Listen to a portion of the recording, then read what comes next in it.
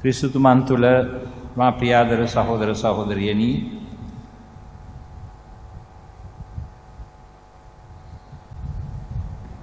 එදා සුදු බයිබලයේ සඳහන් වන පරිදි මෝසෙස්තුමා ඊශ්‍රායෙල් ජනතාව පාරාවෝගේ යකට සපත්තුවෙන් ගලවාගෙන දෙවියන් වහන්සේගේ අනුහස තුල, දෙවියන් වහන්සේගේ ශක්තිමත් බලය තුල පාරාවෝගේ දරදඬු හිත වෙනස් කර ජනතාවට නිදහස ලබා දී ඔවුන් ඉජිප්තුවෙන් පිටත්ව ගිය හැටි නික්ම යාම පොතේ ලියලා තියෙනවා.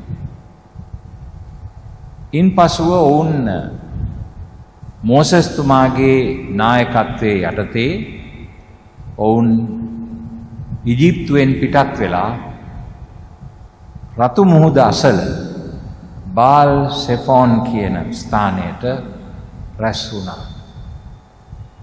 ඔවුන් විශාල පිරිසක් සිටියා. නමුත් ඔවුන්ට ඉන් ඉදිරියට යන්නට බැරි විදිහට මහමූද ඉදිරියෙන් තිබුණා. ඔහොම ඉන්නකොට පාරාවෝ රජුරුවන්ගේ හමුදාව Taman මොවුන්ට යන්නට ඉඩ දුන්න එක ගැන පසුතැවිලා මේ සෙනගව නැවත වරක් මරා දමන්නට අදිෂ්ඨාන කරගෙන ඒ හමුදාව බාල් සෙෆෝන් කියන තැනට ඔවුන් පසුපස්සේ ලුහු බැඳ පැමිණියා. ඒ වෙලාවේදී ජනතාවට ඉස්සරහින් තිබුණේ රතු මුහුද, තරණය කරන්නට බැරි තරම් ගැඹුරු රතු මුහුද. පිටුපසින් හිටියේ ඔවුන්ව මරා දමන්නට තීරණය කළ පාරාවෝ රජුරුවන්ගේ හමුදාව. මේ දෙකට මැදි වෙලා එදා ඔවුන් මෝසෙස්තුමාට මැසිවිලි කිව්වා, දොස් කිව්වා. ඇයි අපිව මෙතනට අඬගාගෙන ආවේ කියලා. ඒ වෙලාවේදී මෝසෙස්තුමා ඔවුන්ට කිව්වේ, බිය නොවන්න, ස්ථීරව සිටින්න. සමිදානන් වහන්සේ අද ඔබ ගලවාලන පිණිස උන්වහන්සේ ඉටු කරන දේ ඔබ දකින්න වූය. අද ඔබ දකින මිසර වාසීන් මින් පසු ඔබ කවදාවත් නොදකින්න වූය. උන්වහන්සේ ඔබ උදෙසා සටන් කරන සේක. දෙවියන් වහන්සේ ඔවුන්ව නිදහස් කරගන්නට සටන් කරාවි. ඒ නිසා බය වෙන්න එපා කියලා මෝසෙස්තුමා ඔවුන්ට කිව්වා. ඒ වගේම ඒ විශ්වාසය තුළ මෝසෙස්තුමා මුහුද දෙස දෑත් දිගු කළාම මුහුද දෙබෑ වෙලා ජනතාවට ඒ මුහුද මැදින් යන්නට සැලැස්සුවා. දෙවියන් වහන්සේගේ අපරිමිත බලය මෝසස් නැමැති ඒ සේවකයා තුලින් ක්‍රියාවට නැංවී මුහුද මැදින් ඔවුන්ට ගමන් කරන්නට ඒ පුදුමාකාර ප්‍රාතිහාර්ය ඊශ්‍රායෙල් ජනතාවගේ ඉතිහාසයේ කවදාක්වත් අමතක නොවන ඒ මහා ප්‍රාතිහාර්ය සිදු වුණා. දෙවියන් වහන්සේ මෝසස්ට කිව්වේ, ඔබද ඔබගේ සැරෑටිය ඔසවා අත මුහුද දෙසට දිගු කොට මුහුද දෙබෑ කරවන්න. බලන්න මමද මිසර වාසීන්ගේ සිත් දැඩි කරමි. ඔව්හුද ඊශ්‍රායෙල් ජනයා පසුපස යන්නෝය. එවිට පාරාවෝද ඔහුගේ මුළු හමුදාවද ඔහුගේ යුද්ධ රථද ඔහුගේ අසරුවන්ද පරාජය කොට මම කීර්තිය ලබන්නෙමි. මේ කවුද කියන්නේ? දෙවියන් වහන්සේ. මේ සුද්ධ බයිබලයේ සඳහන් වන සිද්ධියක්. අද ප්‍රියාදර සහෝදර සහෝදරියනි, මම ඔබ සමග මේ දේව මෙහෙය පවත්වන්නට පැමිණියේ මෙන්න මේ විශ්වාසයෙන්.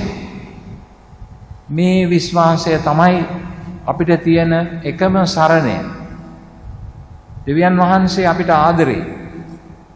උන්වහන්සේ අපිට ආදරය කරන නිසා තමයි අපි හැම කෙනෙක්වම මැව්වේ. අපිට ජීවිතයක් දුන්නේ. අපිට උන්වහන්සේගේ හුස්ම දුන්නා කියලා සුද්ධෝ බයිබලයේ සඳහන් කරනවා. සෑම මිනිසෙක්ම මවලා තියෙන්නේ උන්වහන්සේගේ ස්වරූපයට හා සමානකමට කියලා සුද්ධෝ බයිබලයේ විස්තර කරනවා. සෑම මිනිසෙකුටම දෙවියන් වහන්සේ තුල උත්තරීතරත්වයක් ලැබිලා තියෙනවා කියලා සුද්ධෝ බයිබලයේ සඳහන් කරනවා. මිනිස්යාගේ ඇටකටු මව් කුසේ හැදෙනකොට දෙවියන් වහන්සේ එතන ඉන්නවා කියලා ගීතිකා අංක 138 අපිට විස්තර කරලා දෙනවා. ඉතින් ඒ නිසා අපි බය වෙන්න ඕනේ කාටද? කාටවත් අපි බය වෙන්න ඕනේ නැහැ. කිසිම බලවේගයකට අපිව සත්‍යයෙන් ඈත් කරන්නට, ජීවිතයේ වටිනාකම් වලින් අපිව නැති කරලා දාන්න, වටිනාකම් අපේ ජීවිතයෙන් ඈත් කරවන්න කිසි කෙනෙකුට ඉඩ ලැබෙන්නේ නැහැ. දෙවියන් වහන්සේ ඒ වගේ බලගතු කෙනෙක්. ඒ වගේ තවත් කතාවක් සුද්ධෝ බයිබලයේ සඳහන් වෙනවා. ඒ තමයි වීරාවලිය කියන පොතේ ජෙරුබ්බාල් නොහොත් ගිඩෙයොන් කියන තැනත්තා පිළිබඳ කතාව. මේ ගිඩෙයොන් කියන එක්කෙනා ඊශ්‍රායලය මෙහෙයවමින් කටයුතු කළ විනිසරුවරෙක්. ඔහුගේ කාලෙදී මීදියන් කියලා හතුරු කණ්ඩායමක් ඊශ්‍රායලයට පිටම පහර දෙන්න ගත්තා. එක අවස්ථාවකදී ඔවුන්ගේ විශාල හමුදාවක් ආවා ඊශ්‍රායලයත් සමග සටන් කරන්න. එතකොට ජෙරුබ්බාල් එහෙම නැත්නම් ගිඩෙයොන් දෙවියන් වහන්සේට යාඥා කළා. ඔවුන්ගේ නායකයා දෙවියන් වහන්සේට යාඥා කළා. ඔවුන්ව ගලවා ගන්න කියලා. දෙවියන් වහන්සේ මොනවද කරේ? ජෙරුබ්බාල්ට කිව්වා ඊශ්‍රායල් ජනතාව සියලු දෙනාම රැස් කරන්න කියලා. එතන සුදු බයිබලයේ සඳහන් කරනවා වීරාවලිය 6 වන සහ 7 වන පරිච්ඡේදවල සඳහන් කරනවා ඊශ්‍රායල් ජනතාව රැස් කරාට ඒ ජනතාව 32000ක් එකට එකතු වුණා කියලා. එතකොට ඊට වඩා කීප ගුණයකින් බලගතු මීදියන් හමුදාවක් ඔවුන් සමග සටන් කරන්නට කඳවුරු බැඳගෙන හිටියා කියලා. එතකොට දෙවියන් වහන්සේ මේ ජෙරුබාල්ට කියන්නේ මොකද්ද? ඔබ මේ මිනිස්සු 32000 අරගෙන යුද්ධයට යන්න එපා. මේකෙන් බොහෝ දෙනෙක් බයයි. ඒ නිසා ඒගොල්ලන්ට කියන්න බය තියනවා නම් කරුණා කරලා ආපහු හැරිලා ගෙවල් වලට යන්න කියලා. එතකොට මේ සෙනගගෙන් 22000 ආපහු හැරිලා ගියා කියලා සඳහන් වෙනවා. එතකොට දැන් ඉතුරු වෙලා ඉන්නේ 10000යි. අර විශාල හමුදාවත් එක්ක 10000 සටන් කරන්නේ කොහොමද කිය ජෙරුබාල් කල්පනා කරනකොට දෙවියන් වහන්සේ ඔන්න කියනවා මේ 10000ත් වැඩි මේ යුද්ධේ කරන්න.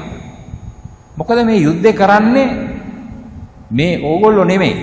යුද්ධේ කරන්නේ මම. මට 10000ක් ඕනේ නැහැ. හතුරාව පරාජය කරන්න. ඒ නිසා මේ මිනිස්සුන්ව දියපාරක්, දිය කඩਿੱත්තක් තියෙන තැනට අනගහගෙන ගිහිල්ලා කියන්න වතුර බොණ්ඩේ කියලා. එතකොට මේ කතාවේ තියෙනවා එයින් සමහරු අත් දෙකට වතුර අරගෙන බිව්වා කියලා.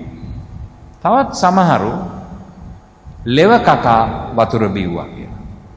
දෙවියන් වහන්සේ ජෙරුබාල්ට කියනවා ඒ ලෙව කකා වතුර බීපු 300 මේ යුද්ධයට අරන් යන්න ඇති කියලා. 300ක් විශාල හමුදාවක් එක්ක 300 දෙනෙක්. ඇයි යුද්ධ කරන්නේ මිනිස්සු නෙමෙයි දෙවියන් වහන්සේ. දෙවියන් වහන්සේගේ බලය තමයි එතන ක්‍රියාත්මක වෙන්නේ. ඒ නිසා මේ 300ක් අඬ ගහගෙන ගිහිල්ලා දෙවියන් වහන්සේගේ බලය තුල අර මීදියන් හමුදාව සීසීකඩ දුවන්නට සලස්සලා ඔවුන්ව පැරැද්දුවා කියලා සුද්ධෝ බයිබලයේ සඳහන් වෙනවා. දෙවියන් වහන්සේගේ බලය ක්‍රියාත්මක වන්නේ අන්න එහෙමයි සුද්ධෝ බයිබලයේ තුල පැහැදිලිවම කියනවා. සුද්ධෝ පාවුලතුමා කියනවා දෙවියන් වහන්සේ අප සමග නම් අපට විරුද්ධ වන්නේ කවුද? ඒ වගේම ගාබ්‍රියෙල් දේවදූතයා මරියතුමීට කියන වචනය මොකක්ද? දෙවියන් වහන්සේට කළ නොහැකි කිසිවක් නැත්තේ. මේක තමයි ආදරණීය සහෝදරවරුනි අපේ රක්ෂණ සහතිකය ජීවිතේ. අපේ ජීවිතය බොහොම කෙටි. අවුරුදු 70යි 80යි වැඩිම වුණොත් 90යි 100යි. අපි නැතිව යනවා. නමුත් අපේ ජීවිතය තුල ජීවිත හරය ජීවිත වටිනාකම් දෙවියන් වහන්සේගෙන් අපි සොයා ගන්නවා. දෙවියන් වහන්සේ තුලයි අපිට ඒ ශක්තිය ඒ ධෛර්යය ලැබෙන්නේ. ප්‍රියාදර සහෝදර සහෝදරියනි අපි මේ පාස්කු ප්‍රහාරය පිළිබඳව දැන් මාස 30ක් ගෙවිලා ගිහින් තියෙනවා. ඔබගේ ඥාතීන් මරණයටපත් වුණා. සමහරු තුවාල වෙලා රෝද පුටුවේ නැත්තම් ඇඳේ කාලය ගත කරනවා. ඊ타ත්ම වේදනාකාරී අත්දැකීමක්. මේ දේවස්ථානයේ අද මෙහෙම තිබුණට එදා තිබුණේ උළු කැටයක්වත් වහලේ නැති හිස් ගොඩ නැගිල්ලා හැම තැනම පුපුරලා හැම තැනම අර බෝම්බෙන් විසිරලා ගිය බෝල පාරවල් වලින් බිත්ති ඔක්කොම පාසාගෙන ගිහිල්ලා මිනිස්සු හැම තැනම වැටිලා මැරිලා ඒ වගේ භයානක දර්ශනයක් තමයි අපි දැක්කේ. ඉතින් මේ වගේ දෙයක් සිද්ධ වුණාම අපි ඔක්කොම අහන ප්‍රශ්නයක් තියෙනවානේ. ඇයි දෙයියනේ මෙහෙම අපිට මෙහෙම දෙයක් වුණේ? කවුද මෙහෙම දේ කළේ? මේ දේ කළේ කියන එකනේ අහන්නේ. ඉතින් අන්න ඒ ප්‍රශ්නය තමයි මාස 30ක් තිස්සේ අපි අහන්නේ. නමුත් අවාසනාවට මේ ප්‍රශ්නයට තාම අපිට හරි පිළිතුරක් ලැබුණේ නැහැ. අපි හරියට නිකන් කළු ගලක් ඉස්සරහ පිට ඉන්නවා වගේ ඉදිරියට යන්න බෑ.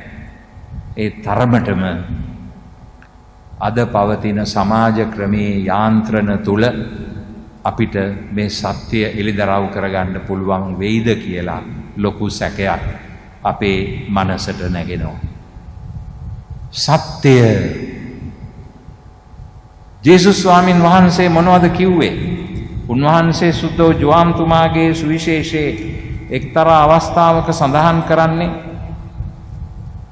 ඔබ සත්‍ය අවබෝධ කරගන්න හුය සත්‍යය ඔබ නිදහස් කරන්නේ. ඔබ මාගේ ධර්මයෙහි පවතින්නහු නම් සැබවින්ම ඔබ මාගේ ශ්‍රාවකයෝය. ඔබ සත්‍ය අවබෝධ කරගන්න හුය සත්‍ය ඔබ නිදහස් කරන්නේ.